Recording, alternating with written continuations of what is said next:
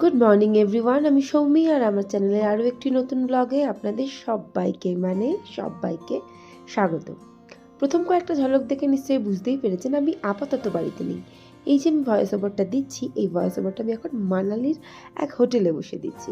তো ক্লিপ কিছু আমি কালেক্ট করে নিয়েছিলাম বাড়ি থেকে, যেমন সকালবেলায় সেদিনকে আমি একটু চা খেয়ে সকালে টুকটাক কাজ করে ভাত টাত খেয়ে আমি বেরিয়ে পড়েছিলাম। তো চা খাওয়ার সময়তেই মনে হলো চলো একটু হাতে নেল পলিশ লাগিয়ে নিই। তো সেই তখনই সকালবেলায় বসে একটু নেল পলিশ লাগাচ্ছিলাম। তারপর হালকা খাবার খেয়ে বিকেলবেলা 5টার ট্রেন ধরে আমি 5টায় রানাঘাট লোকাল, 5টা 25-এ রানাঘাট লোকাল ধরে বেরিয়ে পড়লাম।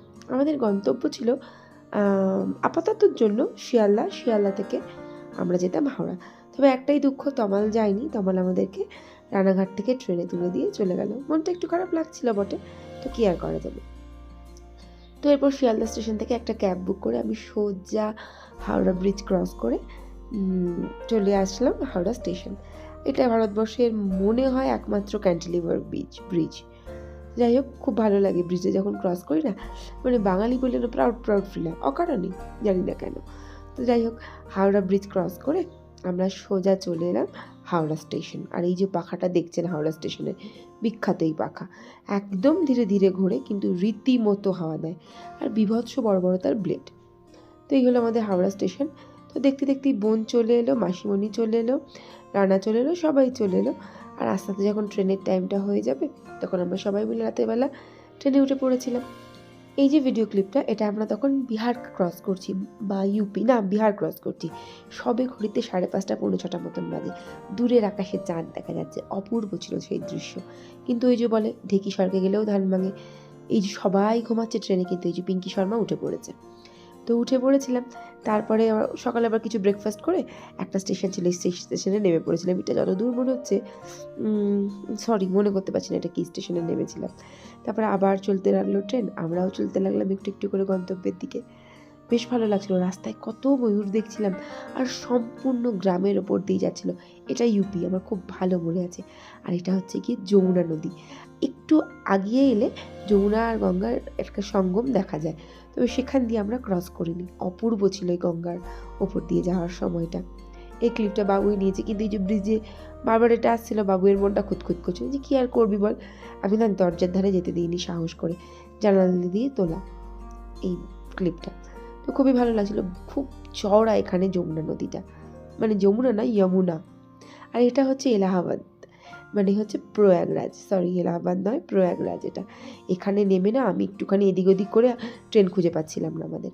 তারপরে আমরা ট্রেন থেকেই খাবারের অর্ডার দিয়ে দিয়েছিলাম, মানে ট্রেনের খাবার নয়, একটা হোটেলের খাবারে, ওই যেমন জোম্যাটো হয় না, জোম্যাটোতে খাবার অর্ডার দিয়ে দিয়েছিলাম। সেই খাবার এসেছিলো, খুব একটা কিন্তু ভালো ছিল না। আর ইনি হচ্ছেন প্রমা, আর হচ্ছে প্রমার হাজব্যান্ড ভাই। দুজনে আমার ভাই, মানে আমরা ট্রেনে ধরুন ভাই পাঠিয়েছিলাম বলতে গেলে। খুব খুব ভালো। আমি প্রমার হাজব্যান্ডের নাম ভুলে গেছি, মনে নেই। আর এই যে আমার বিটকেলটা খাচ্ছিলাম, আমরা সবাই এই দুপুরবেলা খাবারের অর্ডার দিয়ে দিয়েছিলাম। বাবু আর নিচে নামেনি, একদম উপরে বসেই খেতে শুরু করে দিয়েছিল। তো তারপরে আমরা চলে এলাম সোজা চণ্ডীগড় স্টেশন, এখানেই আমাদের নামার কথা ছিল। তো চণ্ডীগড়ে নেমে আমরা মানালির জন্য বেরিয়ে পড়বো। আমাদের গাড়ি এসে গিয়েছিল, আর যে সবাই এক এক করে আমরা নেমে পড়ছিলাম।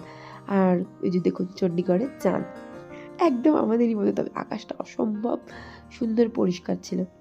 তো সবাই আমরা নেমে পড়েছি, এই যে আমাদের লাগেজও নেমে গিয়েছিল। তো এই হচ্ছে চণ্ডীগড়ের রাস্তা, একটা প্ল্যান সিটি। আমাদের ট্রেন যখন চণ্ডীগড় স্টেশনে এসেছিলো তখন বাজছিল গিয়ে 2:45 মতন, আর 2:30টার মধ্যে আমরা গাড়িতে উঠে রওনা দিয়ে দিয়েছিলাম। এত সুন্দর শহরটা, আমার খুব ভালো লাগছিল। তো ট্রেনে তারপরে বাসে যেতে যেতে না, তো বাসে বলছি তোর বাবা, গাড়িতে যেতে যেতে ঘুমিয়ে পড়েছিলাম। তো তারপরে চোখ খুলে দেখি এইরকম অপরূপ দৃশ্য। আমরা মানালিতে ঢুকে গিয়েছিলাম।